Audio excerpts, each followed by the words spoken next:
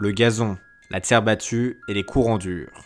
Voici les 3 surfaces utilisées aujourd'hui dans le tennis professionnel et notamment en Grand Chelem. Wimbledon a son gazon fraîchement coupé, Roland-Garros ses briques pilées, l'US Open et l'Open d'Australie leurs courants durs. Mais si je vous disais qu'il y a encore quelques années, une 4e surface existait. Un certain Suisse y a même remporté son premier titre ATP. Mais quelle est donc cette mystérieuse surface interdite ? La surface oubliée dont je vous parle est la moquette. Mais non, pas celle-ci. Voilà qui est mieux. Ces cours étaient en réalité des plaques de nylon assemblées les unes aux autres. Un revêtement qui était apprécié pour son prix relativement faible. Ainsi, dans les années 80, le tennis se jouait autant sur moquette que sur dur, terre battue ou gazon.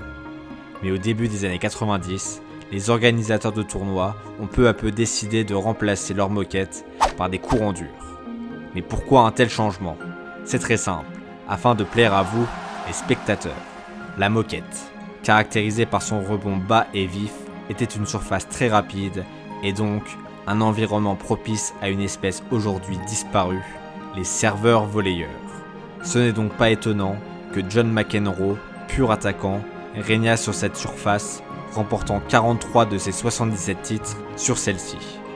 Cependant, dans les années 90, l'évolution des raquettes a permis aux joueurs de cogner toujours plus fort dans la balle. La rapidité de la moquette, couplée au progrès technologique des raquettes, rendait les points de plus en plus courts, faisant fuir le public. Ainsi, pour des intérêts économiques, les cours ont été ralentis afin d'allonger la durée des échanges et attirer de nouveau les spectateurs.